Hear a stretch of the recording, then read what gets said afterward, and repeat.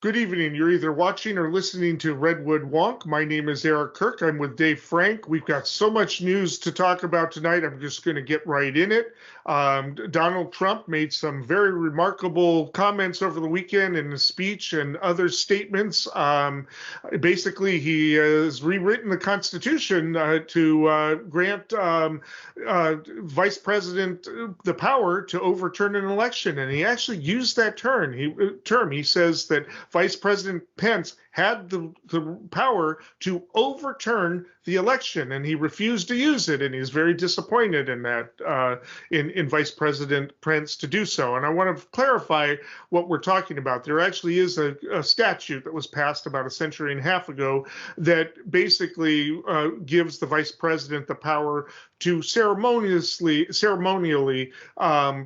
certify, quote unquote. I think that's the term it uses, and that's probably a mistake to use that term as if it has any kind of power. But the Constitution basically says that the Senate shall count the Electoral College votes, and then that's and it's done, and then the president is later sworn in on the date that Congress decides. And so the statute basically says that the president of the Senate, which is in that case the vice president, will certify it, and as having been done, and that's unnecessary. The Constitution doesn't say that; it just has to be done. But it's a ceremonial thing, as done, and Trump is arguing that it gave him the power. Well, even if that's what the statute intended, Congress does not have authority under the statute to do that. So a number of people, including Republicans, want to change that wording, and I can't remember exactly what term Trump used to describe Collins. He called her a rhino, but also a bimbo or something like that, and said the fact that she's trying to change the law means that she and others are acknowledging that Pence has had that power, and they're trying to take it away, and it's remarkable that he and others believe that the vice president has the right to basically, quote unquote, overturn an election. We've got so much else to talk about, but that is such a profound statement to make. And also profound is the fact that the Republican leadership has been dead silent on that. Nobody, not Mitch McConnell, not McCarthy, nobody in an elected national leadership position has come out and said, no, Vice President Pence did not have the power to overturn the election. And I find that remarkable. They did contradict him on other stuff that he said. For instance, he's promised if he's reelected in 2024 that he'll consider giving a blanket pardon to anybody convicted for crimes on January 6th at the Capitol. Something apparently we've learned late today that he considered doing before he left office, and they're all saying, McConnell and others, Lindsey Graham, are saying, no, that's going too far. We don't want to do that. But so far, nobody is coming out and saying, no, Vice President Pence did not have the power to do that. Apparently, it's a very strong belief within the Republican base, or at least the Trump base, that he did, and that's all part of the Stop the Steal mythology. And this is a very scary thing. Dave. Yeah, what you're alluding to includes a couple of things. So one is, of course, over the weekend, Trump's rally, and I, along with one of my friends, we actually watched most of it, and it was like there was an online meeting where people could watch and comment, and the overwhelming consensus among what I would consider very reasonable and informed people was that it was just a pep rally where he spewed many inaccuracies and falsehoods. And the part about the part about pardoning the people that are considered insurrectionists, that wasn't even the most provocative part. I mean, it was generally very much like a Mussolini, not fascism writ large. I think that a lot of that was in play, and that dovetails nicely with the other thing that you alluded to, which is that we talked about this before too, but this Green Bay sweep strategy that his economic advisor Peter Navarro and his political advisor Steve Bannon, they all have publicly said this was our plan. Our plan was to use this piece of the Constitution to basically like connect all these falsely skeptical beliefs about the integrity of the election into one moment of pressure where they could apply tremendous amount of pressure on Vice President Pence to be that person who decides that they were not going to accept the electors for those electoral 5 or college 6 states. from 5 or 6 states. Exactly that. Yeah. So that all kind of comes together here but continues and perpetuates. And we're going to talk about this a little bit more, but they went above and beyond that. The strategy included actually General Flynn potentially calling out U.S. military or DoD forces, but that was resisted, and Homeland Security, that was resisted, and then local officials, actually, whether depending on which state it was, who they were reaching out to, all sorts of people. But it just appears that there's no bounds to the avenues that they attempted to literally overturn it in real time on when it was happening. Right. It appears Cuccinelli resisted it. It appears, and people in the Department of Justice resisted it. But apparently an executive order was drawn up twice, and he may have even signed one. Although we don't, there's not a copy of the signed one there, but there's rumors that there were threats of mass resignations, and that there were heated arguments in there. And Flynn and I forget the other general's name were pushing for it. Powell, of course, was pushing for it. Giuliani was asked to approach different agencies. They were trying to get different agencies to be willing to take these voting machines and do whatever to investigate him for 60 days, which would have carried it well past not just January 6th, but the time that the president should be sworn in, and to investigate. This was they were trying to plan a coup, and it may have been badly planned, ill-conceived, poorly conceived, but that's what they were thinking, and that's really needs to be understood. Right. When people are talking like, well, we need to move on, that we've got other issues, we've got inflation, we've got, other things. He really did want to and people behind him, including military people, wanted to have a coup. And the fact that it was badly organized and stupidly planned and doesn't mean anything. People in power wanted this. And for folks that don't remember or haven't listened to us talk about this in the past, the idea is that if on January 6th the electoral slates were rejected, if a significant or sufficient number of them were rejected, that the constitutional provision would call for an election of states where each state got one vote. And under that scenario, Trump would become the next president. But barring that, they were literally just trying to delay the outcome sufficiently long enough. Like you said, if you went 60 days, if the military or the Homeland Security Department or the Justice Department took possession of voting machines from those states, those 5 states that we've talked about, Nevada, Arizona, Georgia, Wisconsin, Michigan, and Pennsylvania, some subset of those states. If that actually happened, and then they couldn't be truly certified on time, like you said, by Inauguration Day, he would have played out the clock, and he would have sort of been president by default, because there was not a peaceful transfer of power, which of course is the cornerstone of democracy. And we'll talk a little bit about later, because this was multifaceted. There were slates of fake electors, and we'll talk about that in the next segment. But this was amazing. But it didn't stop there. He went on and on. But what is scary is not that he said it, because he says all kinds of things, but the silence from the Republican leadership to this day. I mean, they're talking, okay, no, we don't like the pardons, but I have not seen any major Republican leader, other than the usual crowd of Collins and Kinzinger and Cheney and Romney, but nothing, crickets from the main leadership of saying, no, Pence did not have the right to do that. No, the Constitution does not allow this. And we need to make clear, and still you won't have them come out and say Biden won that election. This the system is intact, and that is scary. My last thought on this before we transition is that we've talked before about this, but it's basically like a team building exercise. It's like a litmus test. It's a way to rally the troops around the continuity of sort of Trumpism writ large. But also that if you can point to the base, to the whatever 60, 70 odd percent of the party that still supports Trump, then for their purposes, from the party's purposes, those people are going to continue to return candidates into office successfully. And so they seemingly don't mind this bending of history in the direction of this mischief / conspiracy / treasonous exercise. We saw with our own eyes rioters menace these halls, threatening the life of the Speaker of the House, literally erecting gallows to hang the Vice President of the United States of America.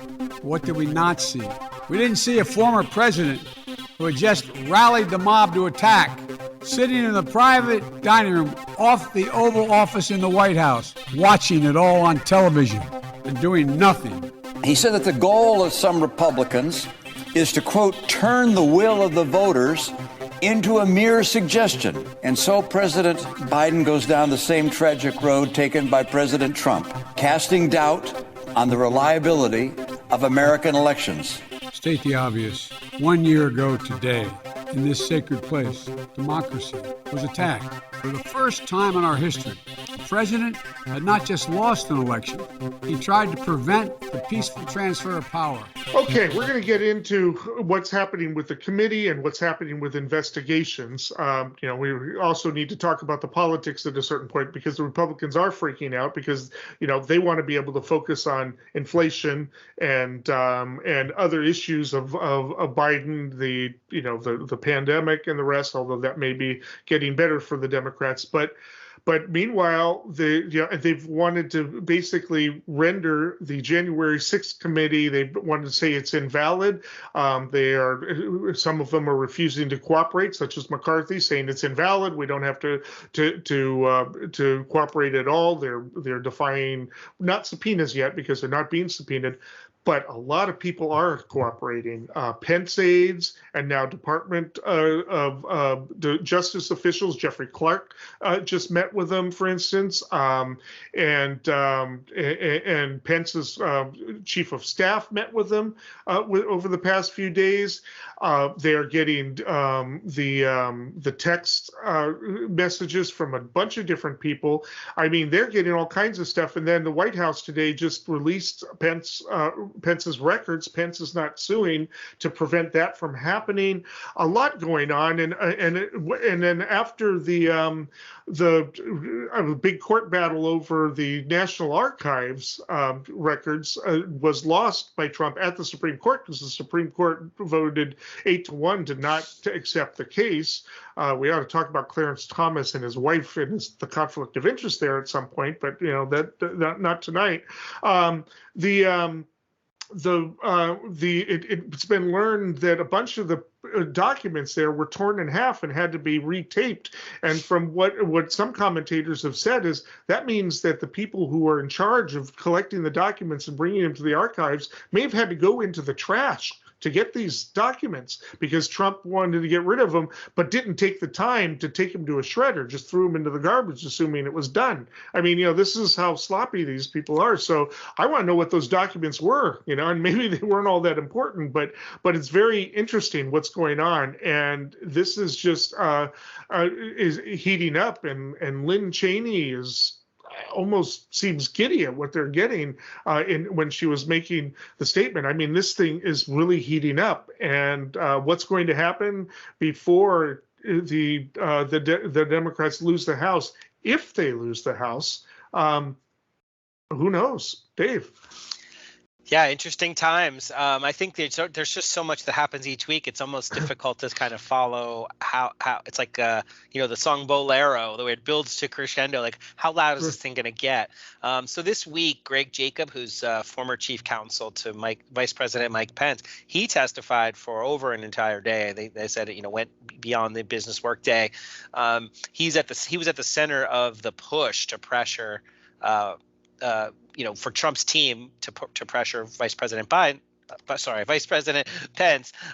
So including, there were contacts, depending on whether there's documents to support it or metadata to support it. What's being reported is that Trump's former counsel Eastman was actually contacting him leading up to while they were like at the ellipse and getting ready to count, getting ready to come over to the Capitol. During the actual storming of the Capitol, Jacob was receiving messages from Trump's legal team, and then after 3.5 hours afterwards, when they finally did go back to some degree of normalcy and counting these electors, he was again pressuring him. Look, this is your job. This is what you have to do.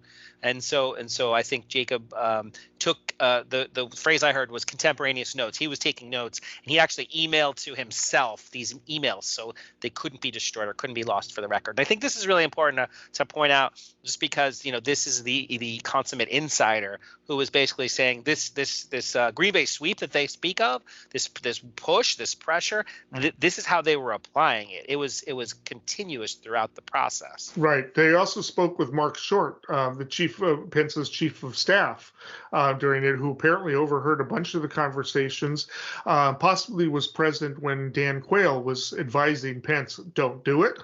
That's apparently where Pence just absolutely said, no, I'm not going to do this. Didn't want to go down with the ship, so to speak. I mean, it's remarkable. And apparently Pence is still thinking he wants to be elected president.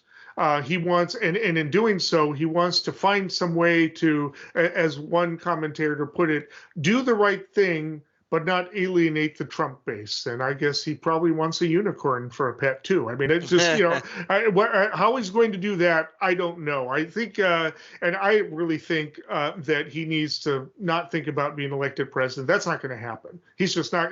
The Trump base sees him as a traitor. They had a noose out for him, for crying out loud, on January 6th. And I think he just needs to think, what he needs to do is do the right thing, testify with the committee, and then try to be one of the elder statesmen of the Republican Party at that point, and make that be his legacy, that he did the right thing. Is he thinking that way? Is that consistent with his ideology? I don't know.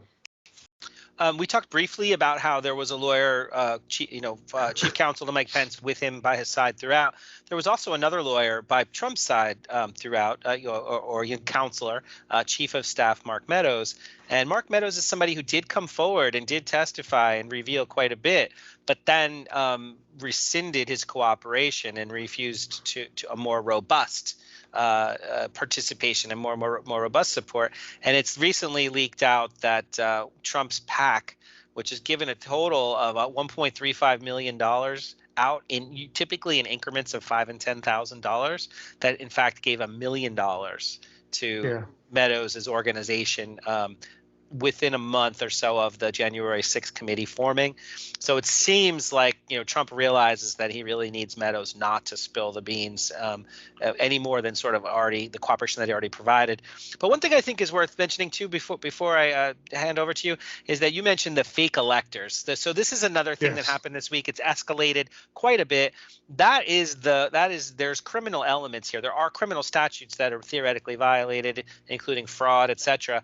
And those documents were on file, or have been transferred from the National Archives over to the January 6th committee, and they're going down the road of saying, well, which crimes were committed? Well, this was one of them. This whole Green Bay sweep thing, this idea that the Republicans would put forward a slate of alternative electors, that was in fact a fraudulent approach to disrupt a peaceful transfer of power. And so that's just another element of a theoretical sedition conspiracy. I think I overspoke when I called it treason. I don't think there's any treason statute violation, but I think that what they're really shooting for is some criminal violations, and this is clearly one of them. It came out, for some reason, New Mexico was one of the states that was putting up fake electors, which is weird because that wasn't one of the states that was being challenged. But I think it was just a very aggressive Republican Party there.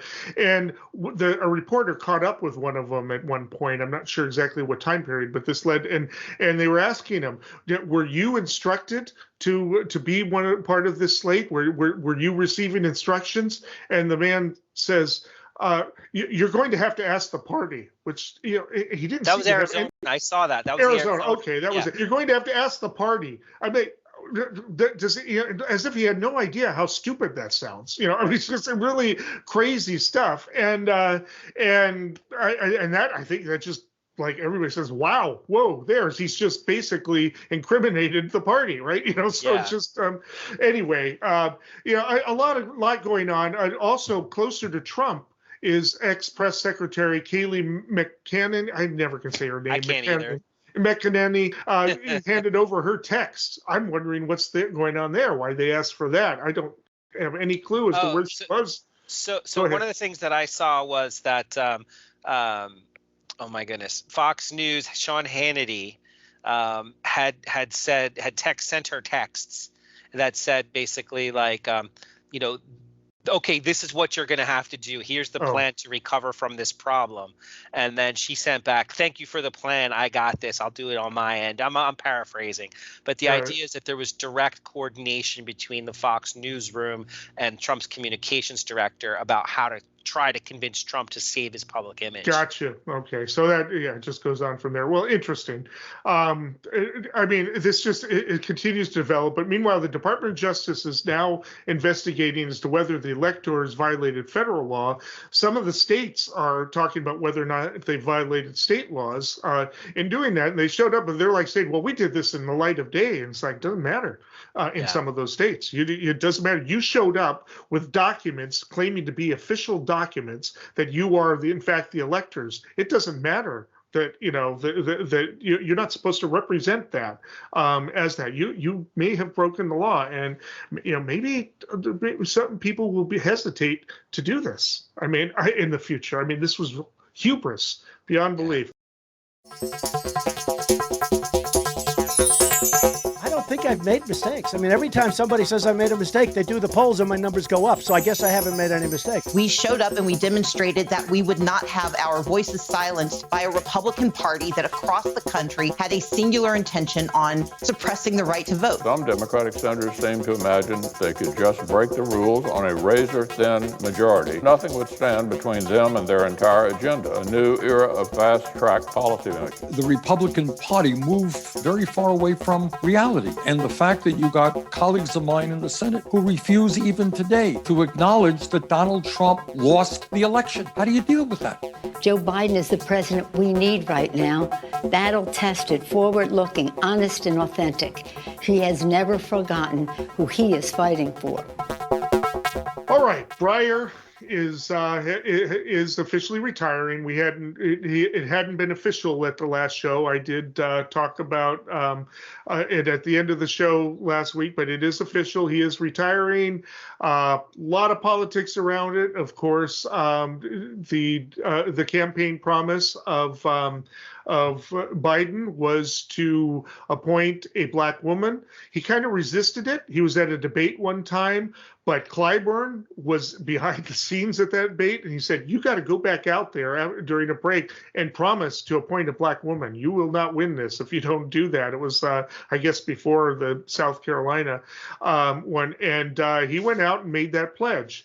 And of course, Republicans are being very righteous about it all. You can't do that. That's political. You've excluded 93% of the population of America now, blah, blah, blah. It's political. People have to remember, this was done. This is not the first time something like this has been done. Ronald Reagan, when he was governor, did not appoint a single woman to his cabinet during his whole tenure as governor.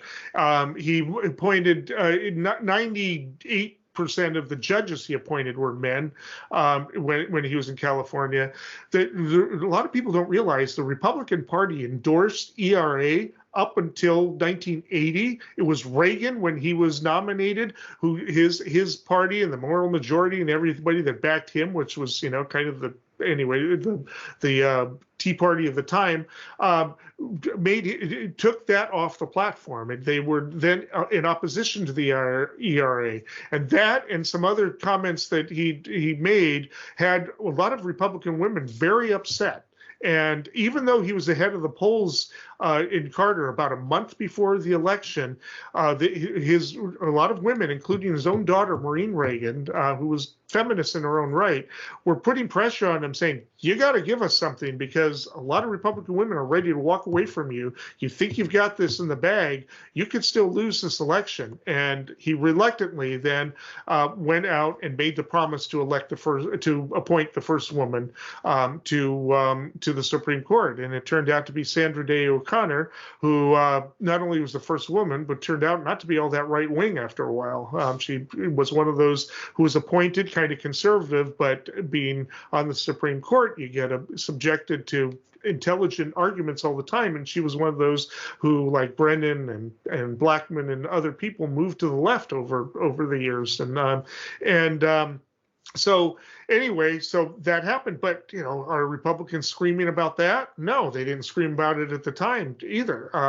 And so, this has happened before. This is not the first time something like this has happened. And, a Black woman has never been on. It's a voice that has not been heard on the Supreme Court. And there are plenty of qualified Black women. I named off 3 of them before. There are quite a few others that are available. I've given my prediction. I'm going to double down on my prediction at the end of the show, but I'm going to explain why. This is, of course, everybody's screaming, oh, this is racial politics, racism in reverse. I keep hearing that term. I don't know why they keep using that term when 50 years later, but politically correct or whatever they want to use the term, or woke now they want to use, and then suggesting, some of them are even suggesting that there are no qualified Black women. So it's just which is amazing, because there are some pretty amazing candidates that they're being looking at. I mean, really truly amazing candidates that are being considered, and maybe even some that aren't being considered. So it's just this is where we're at in politics, but it looks like that's what's going to happen. And meanwhile, it looks like Doug Jones, former senator of Alabama, is been appointed. He's going to be the one who is the Sherpa, who is going to basically guide the nomination through the Senate, using his former relationships to be able to do this. He's liked on a bipartisan level, and all of a sudden Republicans are saying, you need to take your time.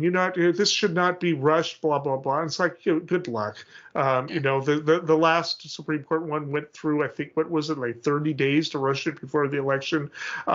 This is Mitch McConnell has changed the rules, and this is going to be done long before this election is done. So that's where we're at, Dave. And so there is some concern about the timeline, but we do have a tremendous amount of time before November. Some people have said it could take, if you do a normal course of business, it'll take 2 to 3 months from the time you start working on it. But like you said, it was 27 days for Amy Coney Barrett to get nominated at the right up towards the election in 2020 to get approved, the whole process.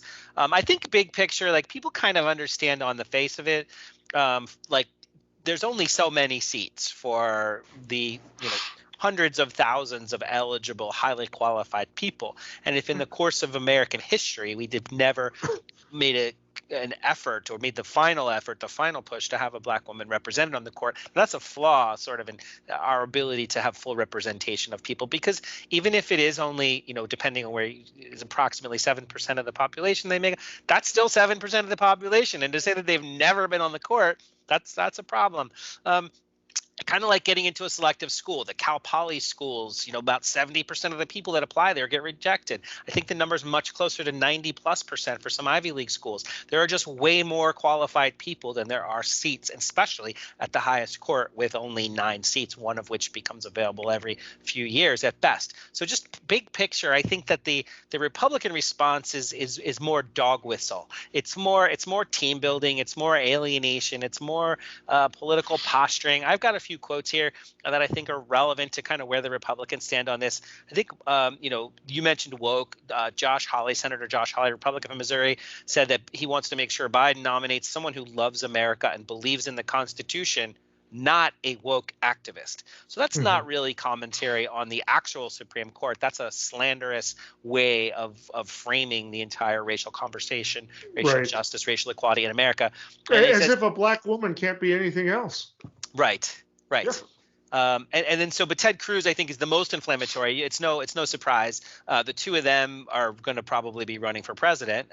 So they're out there kind of slinging the mud. But so Texas Senator Ted Cruz, tongue twister, he said that Biden's commitment to nominate the first black woman to the Supreme Court is offensive. And by saying that that's what he's going to do, he's telling the rest of Americans you're not eligible. And so you mentioned his quotes, but without quoting them, he says, the fact that he's willing to make a promise at the outset that it must be a black woman, I got to say that's offensive. Black women are what, 6% of the U.S. population. He's saying to 94% of Americans, I don't give a damn about you. You are ineligible. He goes on to say other awful things.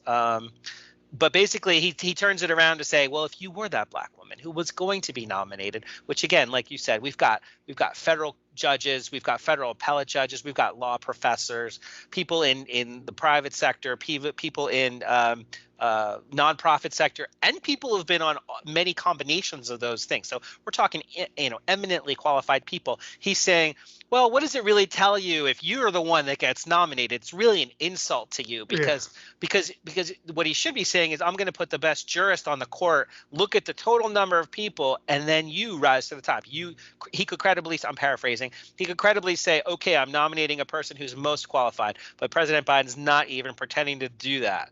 And then he spins it and he says, if you're a white guy, tough luck. If you're a white woman, tough luck. You don't qualify. So this is raw dog whistle politics. Nothing beyond that.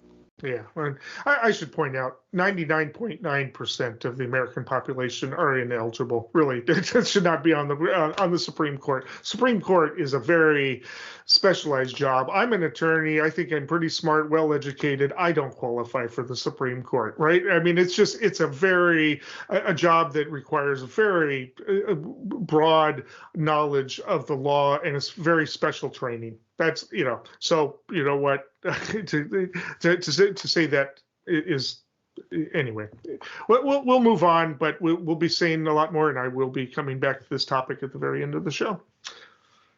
All right, moving on sort of to international news, except we're not really going to be discussing it. The standoff continues. Russia is now blaming the United States for its buildup against the Ukrainian border. Very interesting. We're starting to get some criticisms of the president's handling it. The interesting thing is some of the Republican criticisms of the president are saying that he's too hawkish. But the interesting thing is the divide within the Republican Party or within the conservative movement. Now, I've wondered how this was going to play out because we know that there have been alliances or at least implications of alliances between the Trump movement and Russia and Putin, and there are these connections. And Trump has been really quiet about this through the whole thing. He doesn't say anything about Putin or Russia or the conflict. He's just been dead silent. But not all of his supporters. And Tucker Carlson has been very vocal that we're on the wrong side, that the Ukraine has been wrong about this, that the Crimea Peninsula, is ethnically Russian, which is true, by the way, but that doesn't give them the right to just invade and take it. But there are Russian speakers there, and a lot of them, probably should have been Russian citizens, and this should have been dealt with decades ago. But, excuse me, but there are a lot of Republicans who basically feel that who at least to some degree sympathize with the Russian cause here and feel like we're kind of on the wrong side here, and we should be telling the Ukraine to stand down and let the Russians, and tell the Ukraine to, stay out of NATO and agree to stay out of NATO. And but you have the Beltway Republicans telling Carlson, you don't know what you're talking about. Stay out of this discussion. You're ignorant. And you have, and then Hawley shooting off his mouth, and Psaki at the White House basically saying, sounds like you're a PR person for Russia right now. Really interesting turnaround, in politics. Whenever you have a Democrat basically arguing that a Republican is a talking PR person for Russia. I mean, it's just somebody who was raised during the Cold War. It's just it's like completely disorienting to me. But anyway, it's just you've got this situation, but you have this weird politics, and you have basically Putin, who is a nationalist, and it supports the argument that a lot of leftists had made who were not within the Stalinist set. I was kind of raised with a quasi-Trotskyist kind of new left view of Stalinism as more nationalism with a left-wing flavor, and now it's just pure nationalism, and nationalism there relates to nationalism here. They're buddies. And they can relate to each other, and that seems to be playing out here. And once again, the Republicans have a little bit of a problem here. Is you've got the Beltway Republicans with their that have their military views and the rest, and then you got the people out there who say, yeah, but I like Putin. Dave, there's a this establishment, inside the Beltway Republicans, traditional Republicans like the Liz Cheney, there aren't very many left, but the Bush family, the Cheney family, what we normally think of as establishment Republicans, that national security first group, they have a consensus with Democrats, with many of the Democrats, most right. Even. So there is some degree of national unity within Congress, and there's also national unity polling. There's recently been, I think, Pew polling out there showing how most people sort of feel the same way about this. But one of Trump's claims to fame, besides his apparently very close connection to Russian influences, is also that he wanted to bring the troops home from overseas entanglements. And so it's more like his brand. His brand is to say, hey, that's not our problem. And I think Tucker Carlson picks up on this. And in his diatribe, he basically says, what does Ukraine have to offer us? Like this whole transactional thing, sort of discounting NATO, discounting the sweep of history towards democratic liberalism post World War II, Cold War, all that. He's sweeping aside all that for the sake of political expediency, controversy, and again, it's his brand. It's how he stays relevant, and this is fun for him apparently. Maybe someday he wants to be president. I'm not really sure, but so the Republicans, the establishment Republicans, are promoting along a very tough line, Russian energy sanctions, export sanctions, and more lethal aid to Ukrainian military, sort of this realpolitik, like, hey, you show force against force. But like you pointed out, this Tucker Carlson / Trump wing has its representatives. So Matt Rosendale of Montana, Lauren Boebert of Colorado, Paul Gosar of Arizona, Thomas Massey of Kentucky, Marjorie Taylor Greene of Georgia. Not many folks, but they're out there saying extremely provocative things. So Tucker had on Representative Michael Turner from Ohio. You mentioned this, or you sort of hinted at it. He is the top Republican on the House Intelligence Committee. And so he was there to confront Tucker Carlson. And so Tucker Carlson said, why would we take Ukraine's side, not Russia's side? It's a sincere question.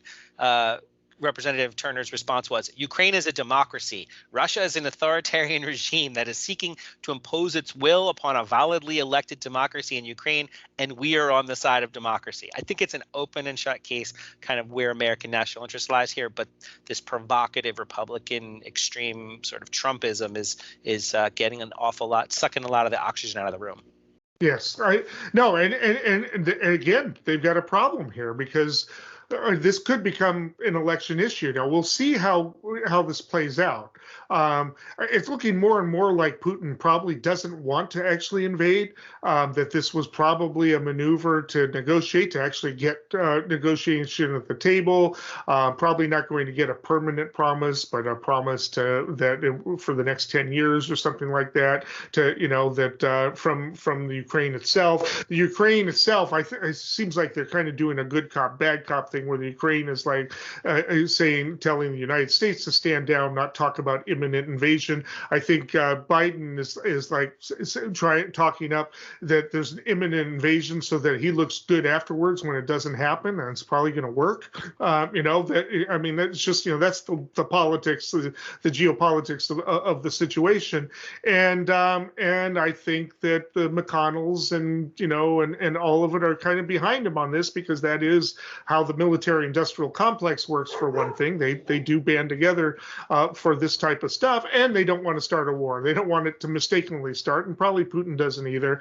And so, I'm thinking more and more like it's actually not going to happen. Maybe there'll be some little flare up here or something like that, but it's probably not going to happen. In the Ukraine, they seem to be pretty relaxed, although nervous about it. Anyway, but the question is how is this going to play out in American politics then? Is this going to be an issue for the Republicans, and how is it going to play out, especially if Putin is not happy with the outcome, or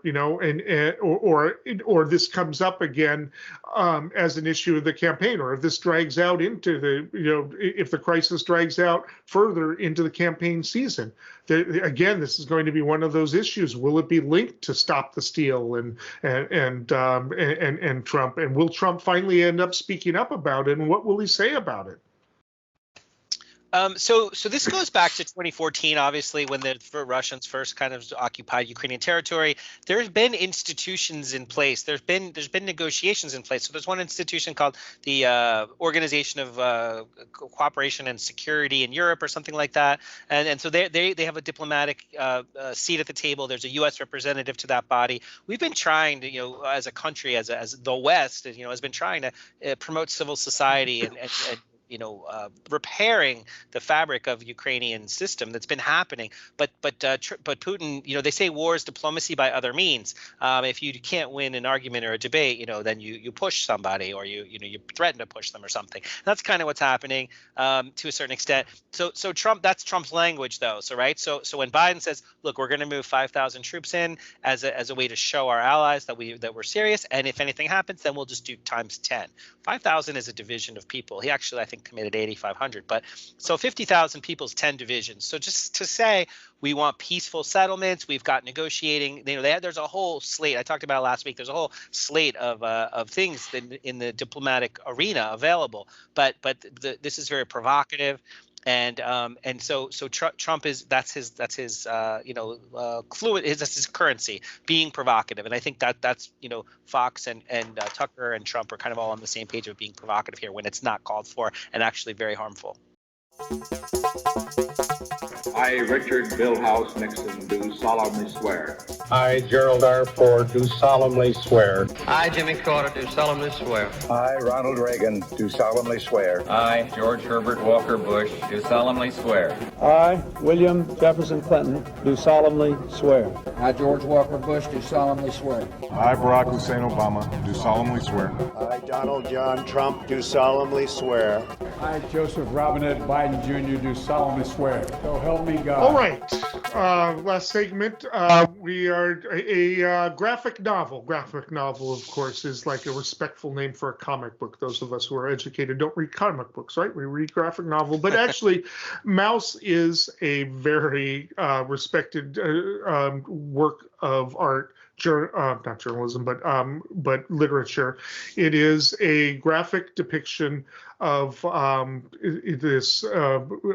Art Spiegelman's father's survival of the Holocaust, and there is actually a sequel to it.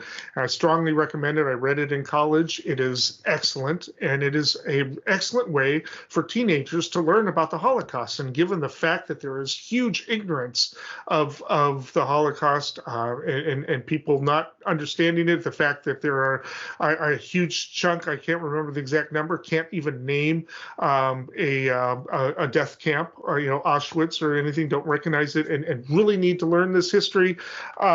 It's an effective way of teaching it. And there was a school board in Tennessee that have removed it from the 8th grade curriculum on the basis that there's some swear words and there's a naked mouse depicted. In the graphic novel, the Jews are depicted as mice. The Nazis are depicted as cats. There's a reason for it. It sounds silly, but it's not when you actually read it. Anyway, it's an excellent work, and it has been banned for very silly reasons. And it's not specifically, mouse is not part of a critical race theory curriculum, because there is no critical race theory curriculum in junior high school or high school. But it is part of this, the whitewashing of history, of teaching history to kids, of trying to teach, negative things to kids that, make people depressed and sad about their own history, and making white kids feel guilty and all this kind of a thing. And, they're saying it's about the swear words and the naked mouse that was depicted, but it's really sad that this happened.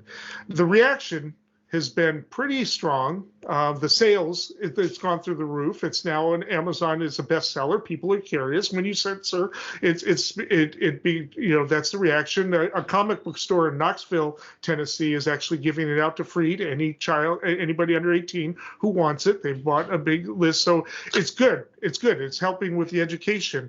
But Democrats really need to seize on this, because they have been hammered by the anti-CRT narrative the whole time. It's part of the culture war, and they're looked upon as elitists and the rest.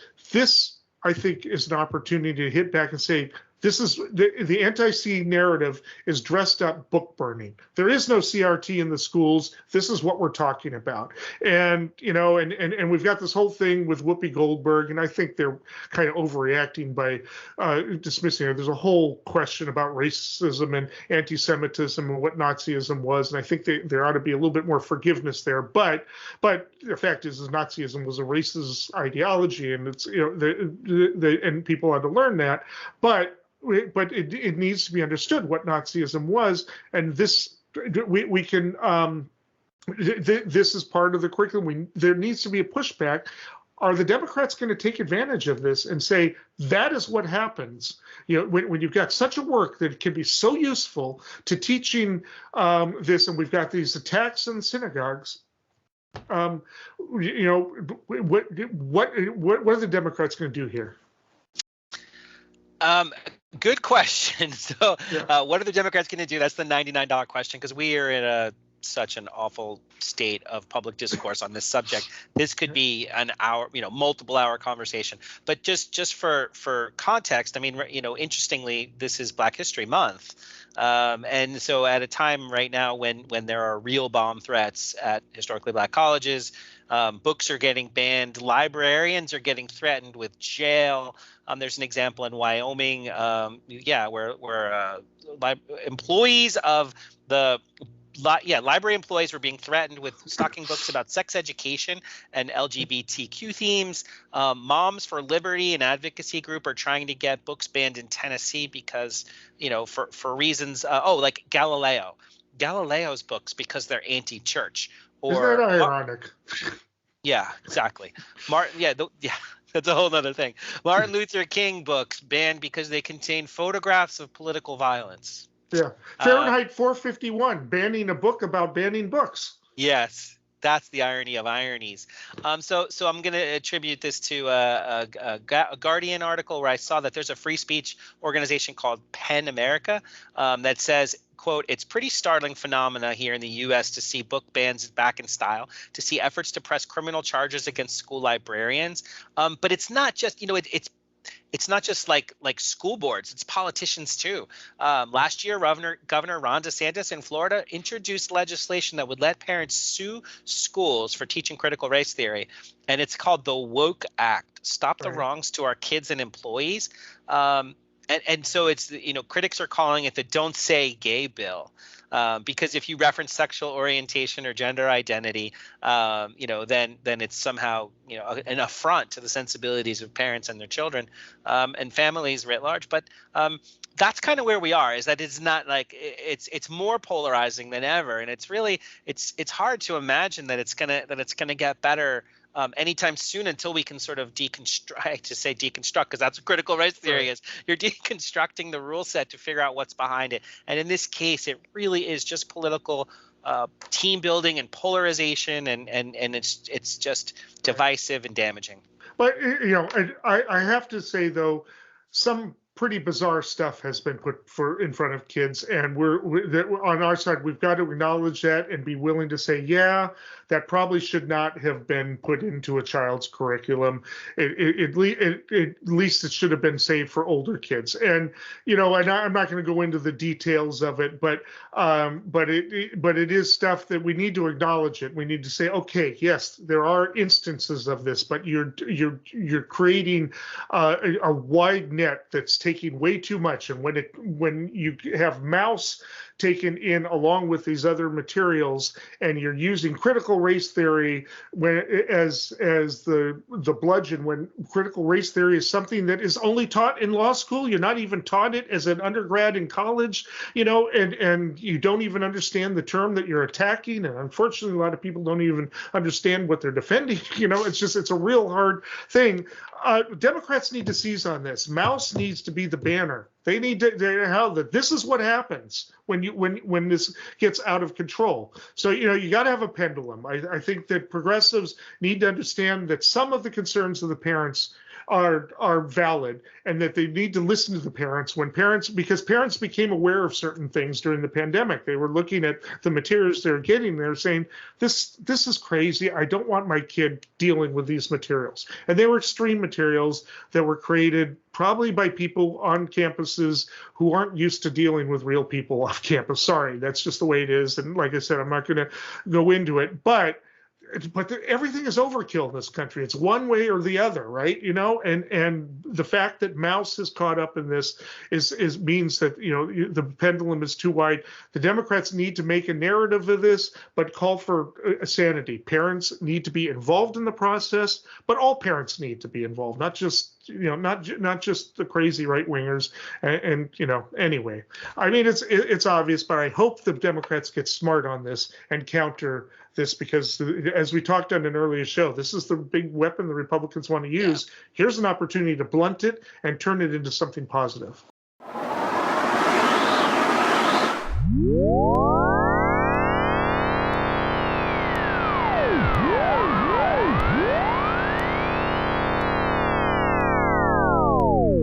Okay, predictions, Dave. What have you got for us?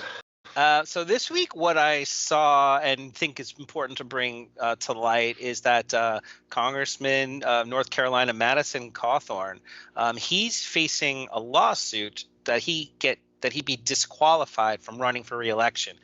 There is a legal process in North Carolina statute that says if somebody is not qualified, then you have standing in court to make the case that person ought not be eligible. And what they're pointing to in that lawsuit is his role in the apparent and alleged conspiracy for sedition. And one of the main pieces of evidence was him 3.5 hours before the Capitol was stormed, throwing a hissy fit on the stage and rousing the crowd up to that they need to be crazed and enraged and do something about it. So he's a symbolic figure in that process. And my argument, my prediction is that even though there's a narrative of his involvement, there won't be a ruling. There won't be a legal precedent set that there even is a conspiracy that he was part of. So even though it can be used against him for re-election, I doubt he's going to be cross the threshold of actually being a member of a criminal seditious conspiracy, and therefore I don't think he will be able to be excluded from the election like the lawsuit is attempting. All right. We will see what happens. All right, I'm going to double down. Last week I predicted that the nominee would be South Carolina U.S. District Court Judge Michelle Childs because Clyburn was pushing it, and because she's not a graduate of Harvard or Yale, and because so many of the others, 8 of the other justices are. An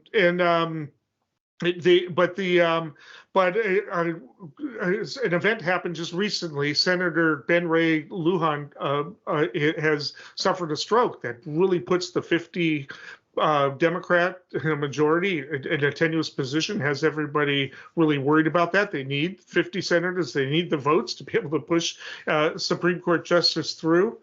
Apparently, not only is Clyburn pushing for the South Carolina judge to go through, but the Lindsey Graham, South Carolina judge, is saying, I could vote for her.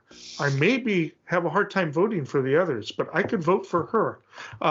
She is a very liberal judge, but she's from South Carolina. She's not Harvard, not an Ivy Leaguer, has those credentials, and he gets to say, hey, at least we got, sure, she's liberal, but she's from South Carolina. She's one of us, and Rick Scott also has said that she would support, and he believes he can get other Republicans to do it. Biden's looking for some kind of bipartisanship to do this, and again, they owe Clyburn. The party owes Clyburn after what Sinema Manchin did to the voting rights thing. I don't think Manchin and Sinema are going to give him any trouble on this. Again, my prediction, I'm doubling down. My prediction is Michelle Childs, Michelle Childs, even though everybody else is going for Jackson or our Supreme Court justice. I think you might be onto something. All right. Well, that's it for this week. I'm sure we'll be jam-filled next week. Until next week, stay informed and stay engaged.